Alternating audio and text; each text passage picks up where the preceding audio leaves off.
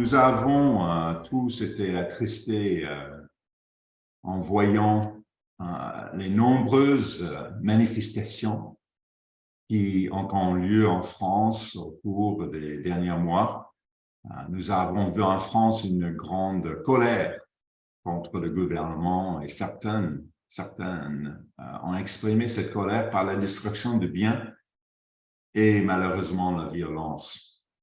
J'ai lu récemment que selon une enquête publiée en novembre 2022 par le Centre de recherche politique de l'Université Sciences Po à Paris et l'Association des maires de France, que 63% des maires avaient été confrontés à des incivilités. Ça veut dire impolitesse ou agression en 2022.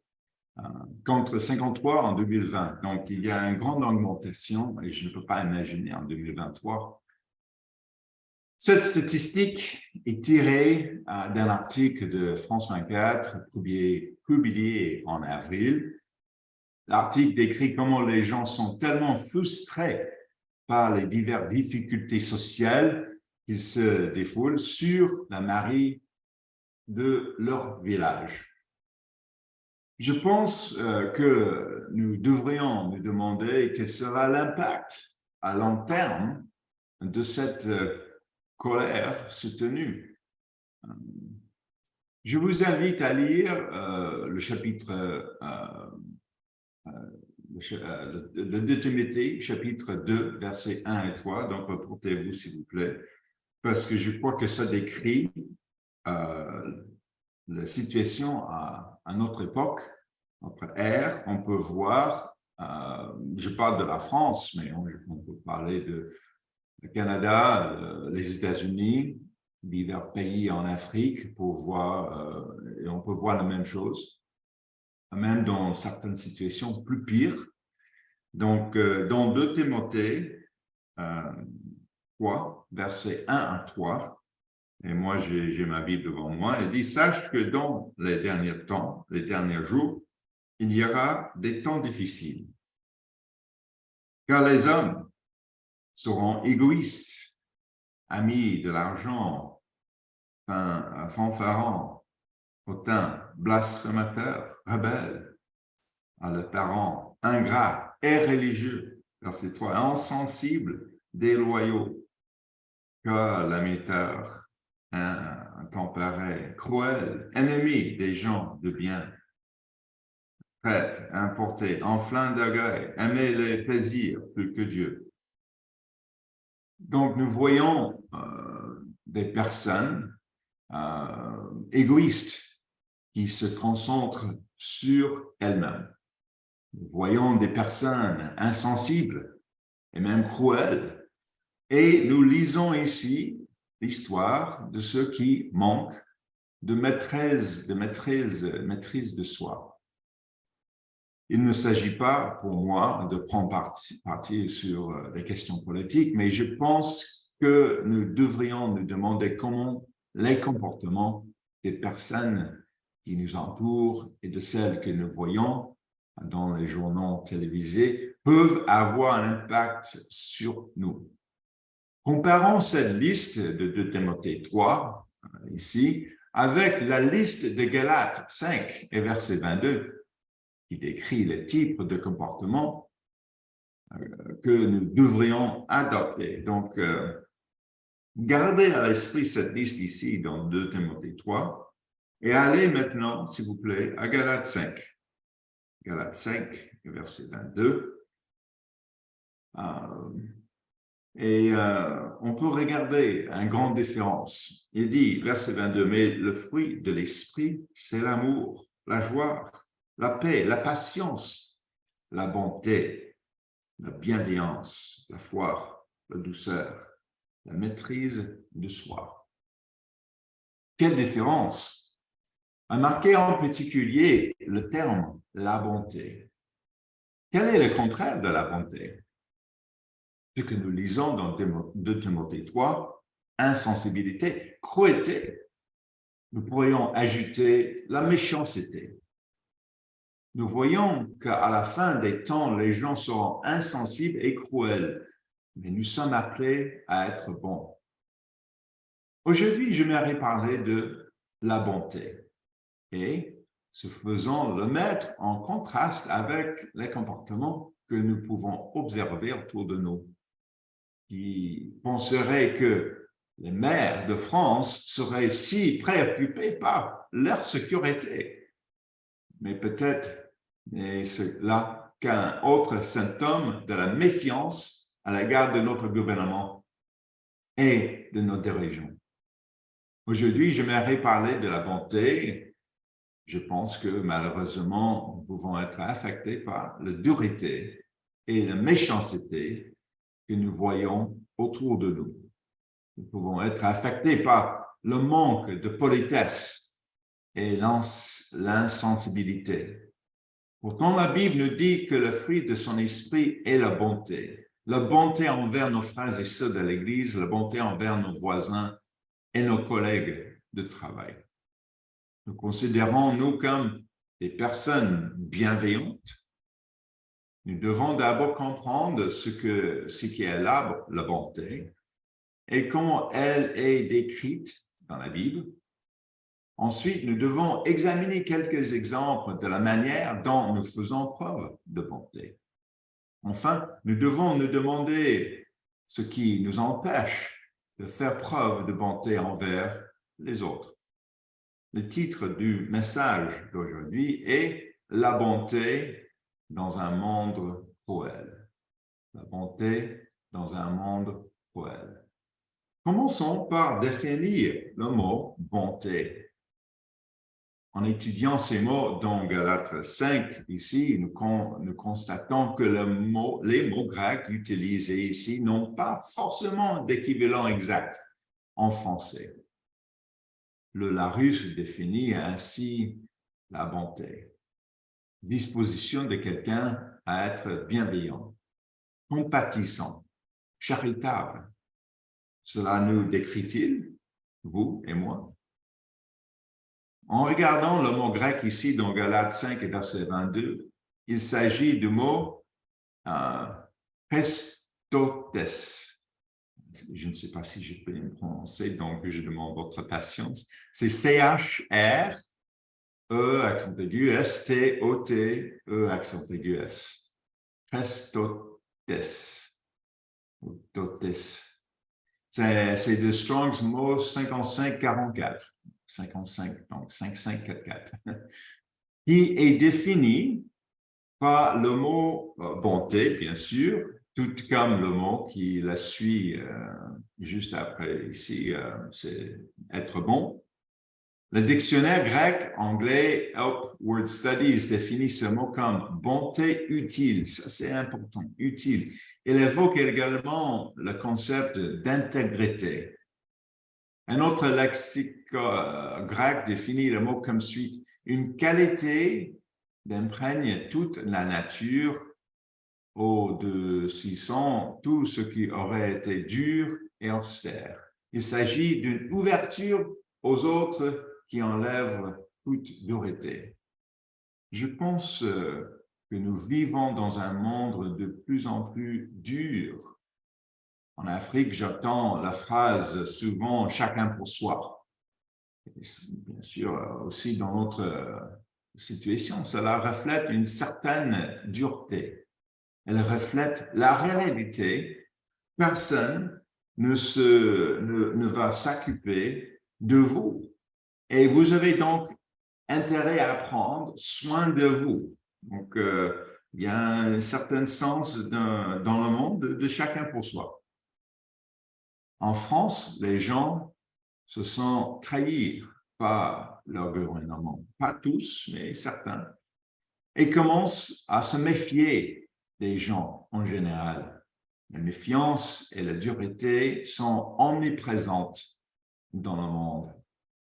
La revue Psychology Today, publiée aux États-Unis en septembre 2021, a publié un article intéressant sur le lien entre la méfiance et la solitude. Les experts en santé tirent la sonnette d'alarme face à l'épidémie croissante de solitude aux États-Unis, où au moins un tiers, 30%, 33%, 35% des adultes se sont seuls. Parallèlement, la recherche montre qu'environ le même pourcentage des adultes américains sont méfiants et pensent que les gens et les institutions en général ne sont pas dignes de confiance et essayer de profiter d'eux. J'ai découvert une étude similaire sur la solitude en France. C'est moins pire, mais quand même, c'est pas beau. Selon une étude de la Fondation de France publiée en 2022, 11 millions de personnes en France, soit environ 20% de la population, se considèrent comme seules. Nous pouvons donc observer un cycle de méfiance, de solitude et de colère qui conduit à plus de méfiance et de solitude. Mais ce fruit de l'esprit, qui est la bonté, brise ce cycle vicieux parce qu'il met l'accent sur le service et l'aide à quelqu'un. Il s'agit d'une bonté qui était utile à la personne envers laquelle vous êtes bon. En fait, le mot a même un sens de sacrifice.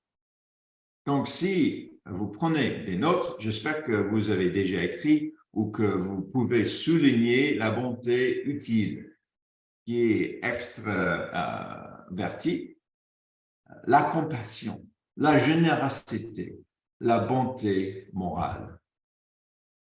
Examinons un exemple de ce mot utilisé dans Luc 6 et verset 32. Donc, reportez-vous s'il vous plaît. À Luc chapitre 6 et verset 32, on peut voir ce mot ici et on peut l'étudier ici afin de mieux comprendre ce qu'il signifie. Donc, Luc 6, verset 32, il dit « Si vous aimez ceux qui vous aiment, quel gré vous en sauront-on? Les pécheurs aussi aiment ceux qui les aiment. Si vous faites du bien à ceux qui vous font du bien, quel gré vous en saura-t-on? Les pécheurs aussi agissent de même. Et si vous prêtez à ceux de qui vous espérez recevoir, quel gré vous en saura-t-on? Les pécheurs aussi prêtent aux pécheurs afin de recevoir l'appareil.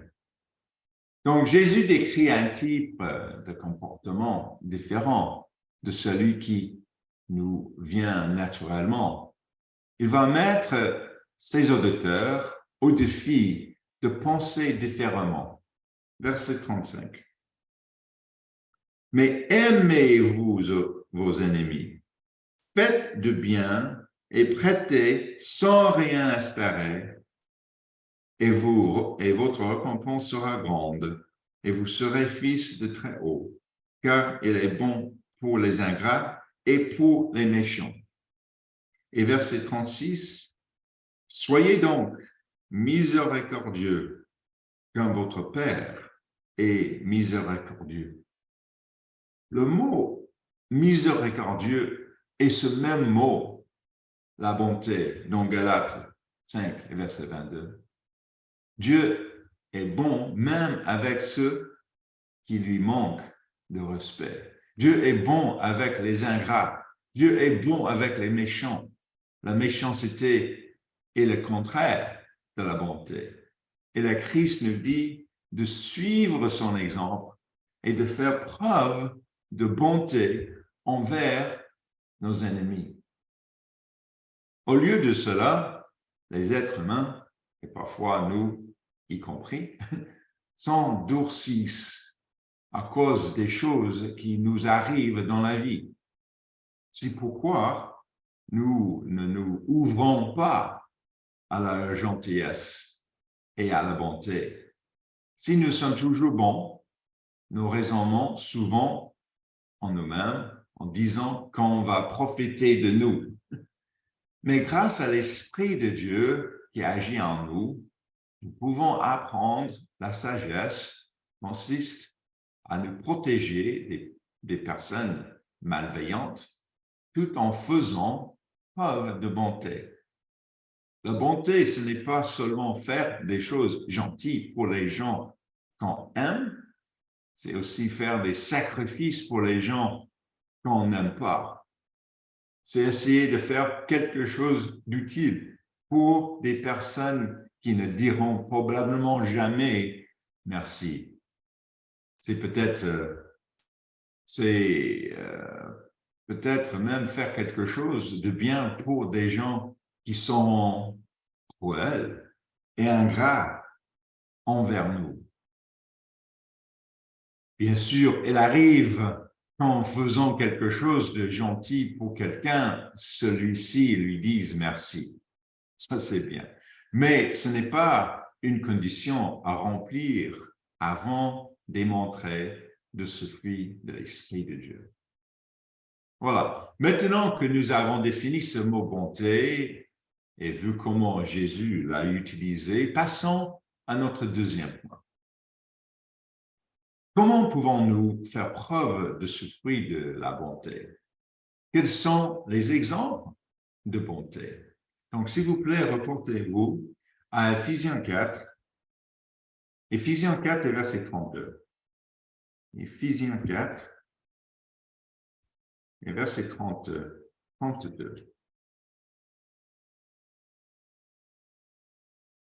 Éphésiens 4, verset 32. Il dit, « Soyez bons les uns envers les autres, compatissants, vous pardonnant réciproquement, comme Dieu vous a pardonné en Christ. » Le mot « bon » ici est un autre mot très, très, très lié avec la bonté. C'est le mot en grec Christos.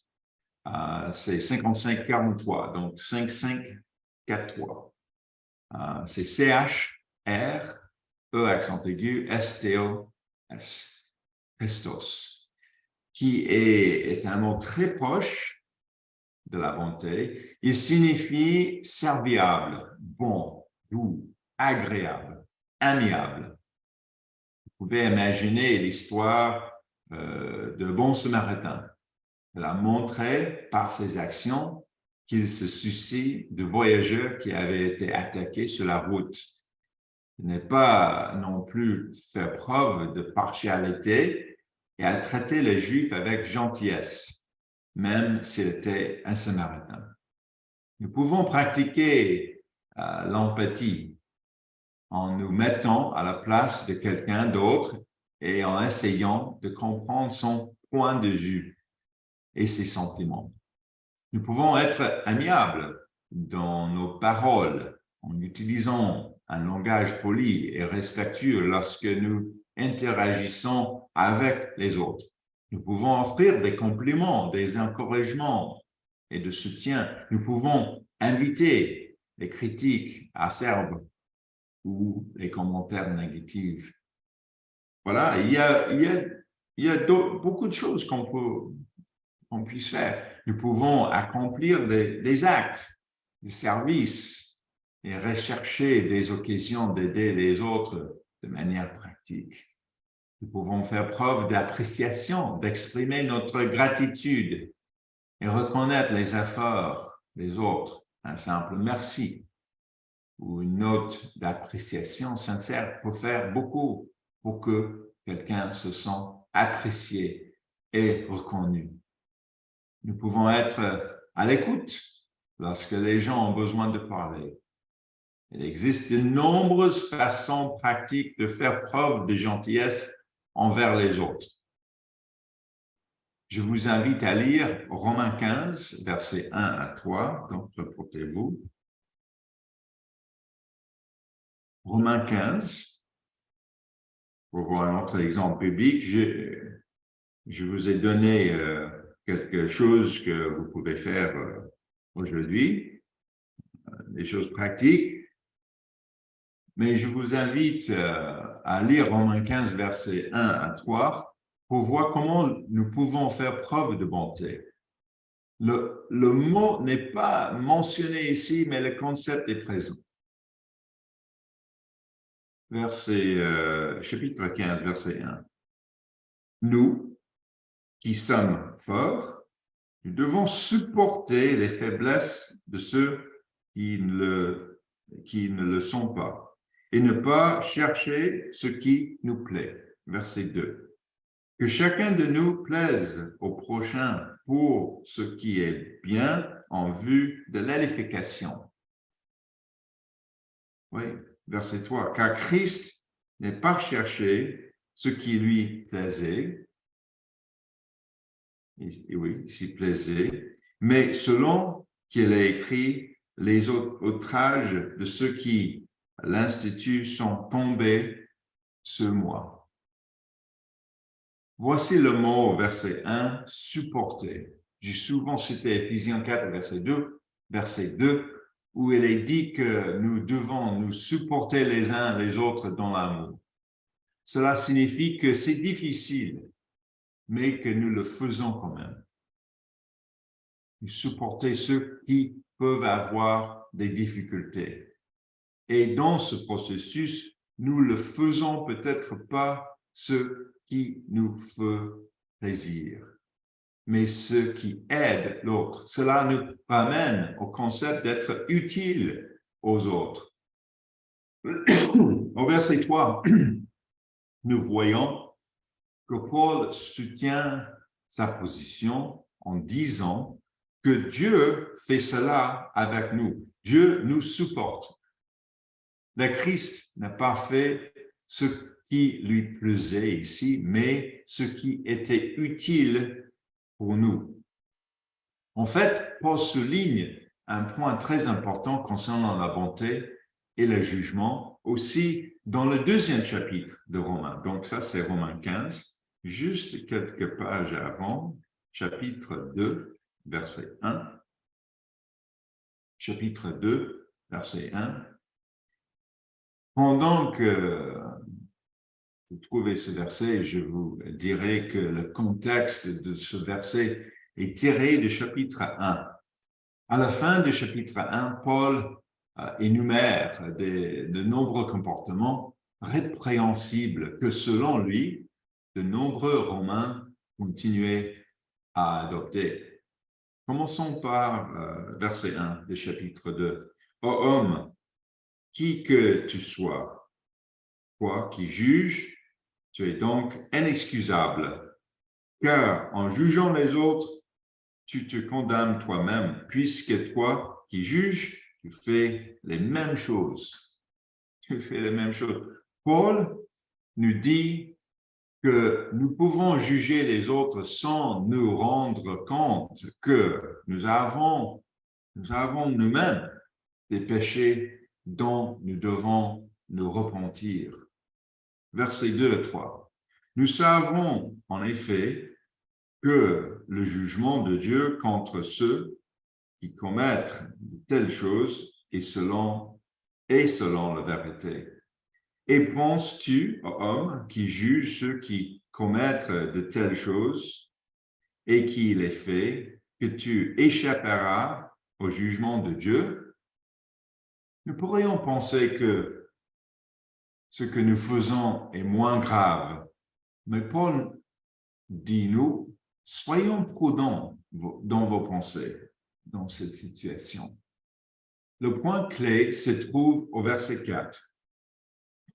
Au verset 4, où il dit, méprises-tu les richesses de sa bonté, de sa patience et de sa longanimité, ne reconnaissant pas que la bonté de Dieu tu pousses à la repentance? À la repentance. Dans ce verset, le mot bonté est utilisé 2 fois. Les 2 fois en référence à Dieu. Et le point clé est que la bonté de Dieu nous conduit à la repentance. lorsque nous comprenons la bonté de Dieu à notre égard, même lorsque nous nous comportons mal, cela nous aide à comprendre à quel point il est important que nous faisons preuve de bonté à l'égard des autres. Ce faisant, nous reflétons la nature même de Dieu.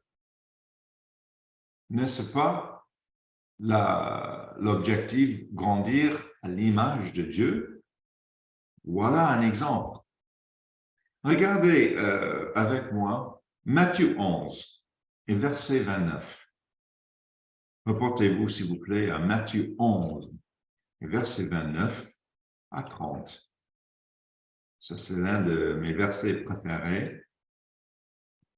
C'est intéressant le mot qui a été utilisé ici dans Matthieu 11 et versets 29 à 30. Prenez mon jeu sur vous et recevez mes instructions, car je suis doux et humble de cœur, et vous trouverez le repos pour vos âmes. Car mon jeu est doux et mon fardeau léger. Le mot doux et ce même mot bonté, le Christos, ça c'est ce deuxième mot très très lié. Nous devons adopter la nature de Dieu fondamentalement remplie de bonté. Venons-nous à notre dernier point. J'espère que vous avez une idée de l'usage et même des choses que vous pouvez faire. Et notre troisième point, c'est que quelles sont les raisons pour lesquelles nous pouvons ne pas être bons ou moralement généreux envers autrui. Il y a plusieurs raisons. Je peux vous donner juste 3 ou 4. Premièrement, le stress. Le stress. Le stress et les pressions de l'âme. Lorsque nous sommes stressés, anxieux ou accablés par les pressions de la vie, il peut être difficile d'être amiable avec les autres. Notre capacité à faire preuve d'attention, d'empathie peut être diminuée lorsque nous sommes préoccupés par nos propres problèmes. Une autre chose, les expériences passées. Ça, c'est les choses que j'ai vues. Des expériences négatives antérieures, telles que des blessures émotionnelles, des trahisons ou des déceptions, peuvent nous rendre méfiants et moins inclines à la gentillesse. Nous pouvons ériger des barrières, créer des barrières de protection pour éviter d'être à nouveau blessés, ce qui peut nous rendre moins accessibles à la bonté. On préfère de s'éloigner des gens qui on considère difficiles, même dans le travail, dans l'église, même dans notre famille, plutôt d'apprendre à utiliser l'Esprit de Dieu pour nous supporter les uns les autres. Supporter, encore ce mot. On ne se rend pas compte que cette façon de raisonnement amène à la solitude. Oui, si on s'éloignait les gens, ça créait la solitude, la méfiance et le cycle, bien sûr. Mais en fait, de comprendre la bonté, de demander à Dieu la sagesse, on peut vraiment comprendre comment on peut être bon et partage la bonté avec les gens. Donc, ça, c'est autre chose qui peut nous influencer. Une troisième chose, influence sociale et culturelle. La société et la culture dans lesquelles nous vivons peuvent également influencer notre comportement. Si l'environnement dans lequel nous vivons encourage l'individualisme, la compétition ou l'indifférence à l'égard des autres, cela peut entraver notre capacité à être amiable, même dans une situation de pauvreté. Ça, c'est vraiment difficile. Une autre chose, nous pouvons penser que la bonté est une faiblesse ou que les gens ne méritent pas notre gentillesse. J'espère que ça, ce n'est pas le cas avec nous, mais ça peut arriver. Ah, elle est très gentille. Oui, mais les gens prennent des choses de vie toujours. Il y a une autre chose, épuisement émotionnel. Lorsque nous sommes épuisés sur le plan émotionnel, nous pouvons avoir des difficultés à être amiables. Nous pouvons avoir l'impression de ne plus rien avoir à donner. Le fait d'être proche de Dieu peut nous aider à restaurer nos âmes. Il faut puiser dans cette source de rafraîchissement et restant proche de Dieu.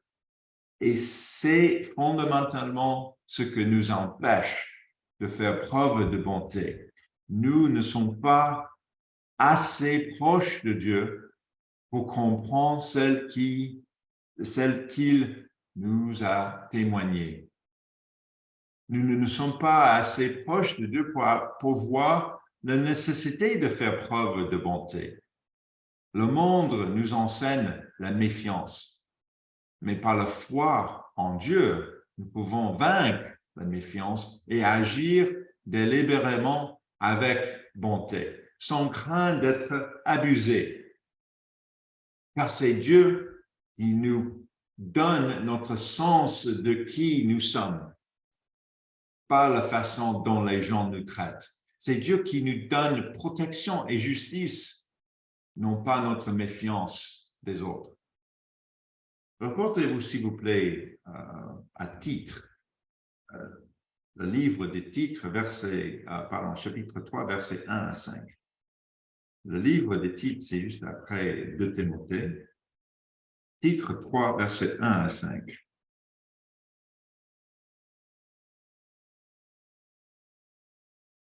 Titre 3, versets 1 à 5.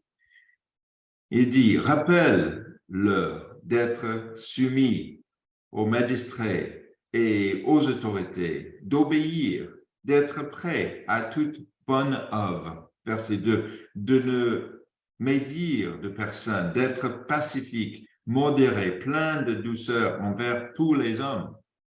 Car nous aussi, nous étions autrefois insensés, désobéissants, égarés, asservis à tous espaces de convoitise et de volonté, vivant dans la méchanceté et dans l'envie, dignes d'être haïs, et nous haïssons les uns les autres. Et verset 4. Mais lorsque la bonté de Dieu, notre Sauveur, et son amour pour les hommes ont été manifestés, il nous a sauvés, non en cause des œuvres de justice que nous aurions faites, mais selon sa miséricorde, par le pain de la régénération et le renouvellement du Saint-Esprit. Le mot bonté est au verset 4. Le même mot que dans Galates 5 et verset 22. Pour le fruit de l'Esprit de Dieu. Quand on est proche de Dieu, on comprend que c'est seulement par sa miséricorde, sa bonté, que l'on a une chance d'avoir la vie éternelle. Et alors, nous jugions moins sévèrement les autres et nous pouvons faire preuve de bonté. J'ai constaté que je ne fais pas preuve de gentillesse envers les autres lorsque je suis trop occupé. J'ai tendance à me concentrer trop sur une chose en particulier, un travail que je dois faire. C'est peut-être un problème que les hommes ont en général, mais c'est moi. J'ai remarqué que les femmes semblent être davantage conscientes des autres autour d'elles, en remarquant, par exemple, quand les gens ont besoin d'être encouragés. Ce que je dois faire, c'est m'assurer que je demande à Dieu le matin, dans mes prières, de me montrer les choses que j'ai besoin de voir chez les autres et chez moi. Et je vous encourage à prier à ce sujet chaque matin aussi. Ainsi, vous commencerez probablement à voir des choses sur vous-même et sur la bonté que vous n'aviez pas vues auparavant. Oui, ça c'est la situation. Il y a une citation, j'ai la citation avec moi ici, je crois que c'est une citation intéressante. Voilà, c'est une citation. Marcel Johado, j'espère que j'ai prononcé ce nom, il a écrit un jour, « Ce n'est ni l'amitié, ni la bonté qui nous manquent, mais nous qui manquerons à l'amitié et la bonté. » Souvent, nous passons la journée en ignorant notre propre manque de bonté. Ce n'est pas un sermon pour quelqu'un d'autre, c'est un sermon pour moi et pour vous. Permettez-moi d'exprimer cela autrement. Pensez-vous avoir du mal à être bon avec les autres? Si nous ne nous poussons pas honnêtement cette question et que nous ne pouvons pas nous rappeler rapidement 3 choses que nous avons faites hier pour être gentils, nous ne sommes peut-être pas assez gentils que nous le pensons. Il y a une autre citation, cette fameuse écrivain François Duc de la Rochefoucauld a écrit ceci. « Rien n'est plus rare que la véritable bonté. Ceux-mêmes qui croient en avoir n'ont d'ordinaire que de la complaisance ou de la faiblesse. » Oui. Nous sommes peut-être plus complaisants et plus faibles dans ce domaine que nous le pensons. Ça, c'est le cas souvent. J'ai terminé par une histoire vraie, tirée d'un journal. C'est le journal Cincinnati Enquirer. C'est un journal aux États-Unis, dans l'État d'Ohio. Je pense que la leçon sera évidente dans cette histoire. Donc, je vais lire cette histoire d'une situation dans un bus. Je prends le bus quand je suis à Bordeaux de temps en temps. Peut-être vous avez pris le bus dans le passé et vous pouvez imaginer cette situation. Donc, je vais écrire la situation ici et je commence à citer. Il montre dans mon bus de temps à autre un homme usé avec des vêtements froissés et aux cheveux bourriffés. Sa vie est différente de la nôtre. Nous avons pour la plupart des revenus moyens. Son visage est marqué par l'épuisement et il ne porte pratiquement aucune affaire sur lui. Je vais juste prendre quelque chose.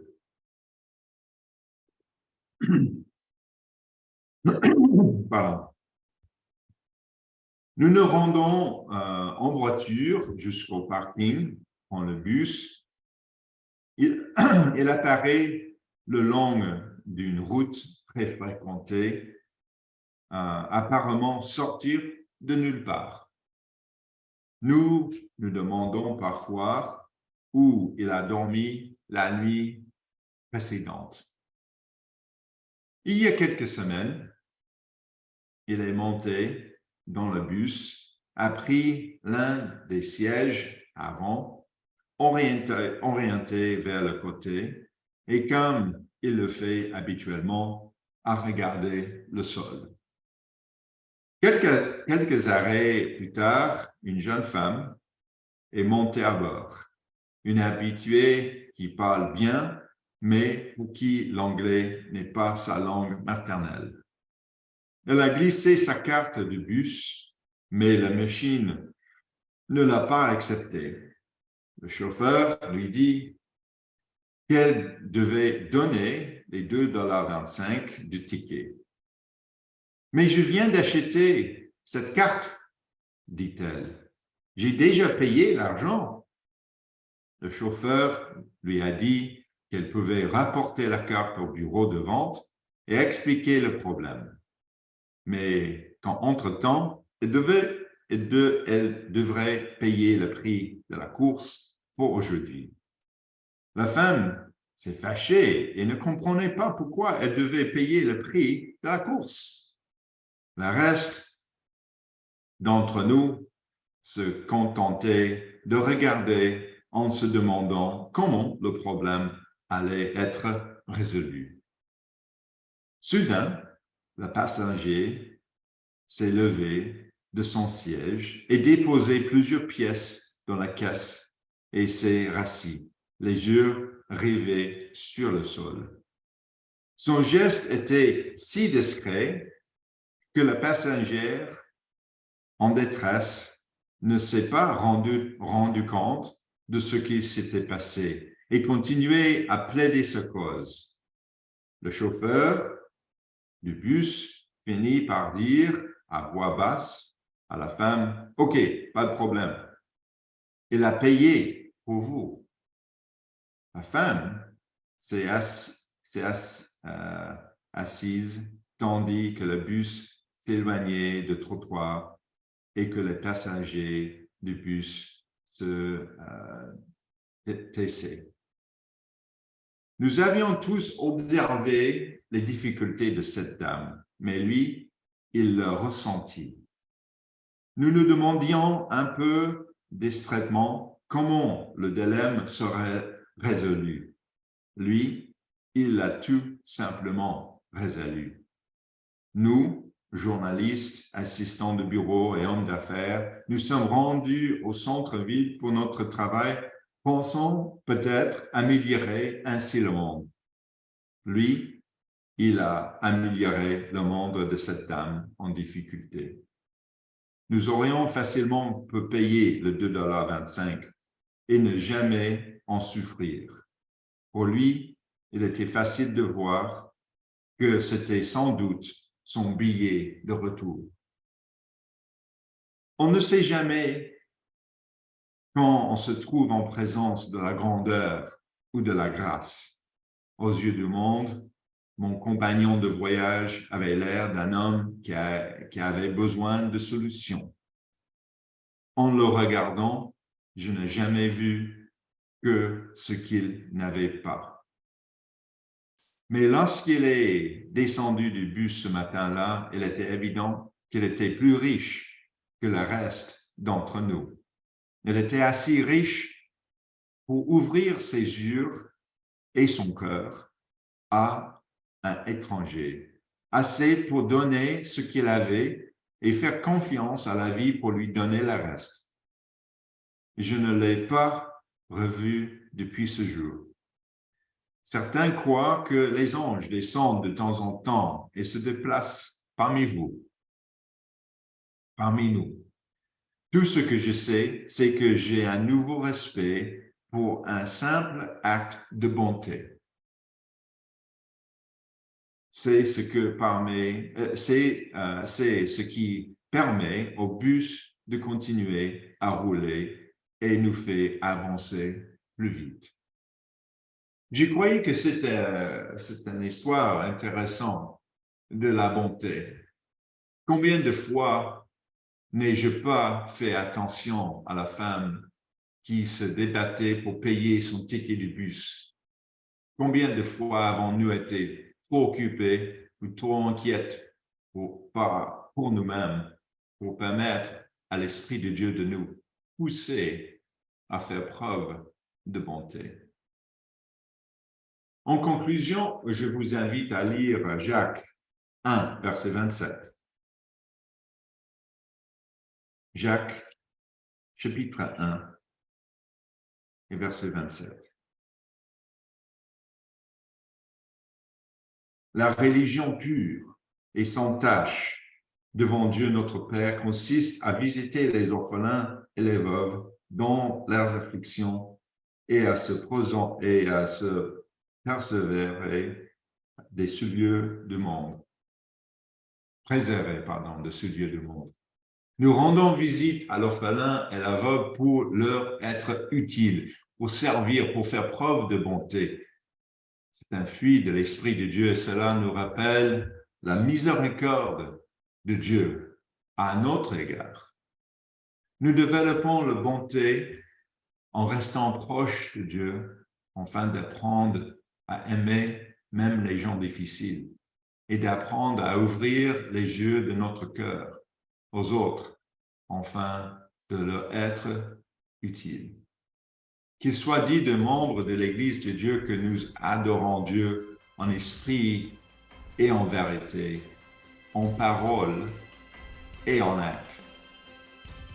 Bon sabbat.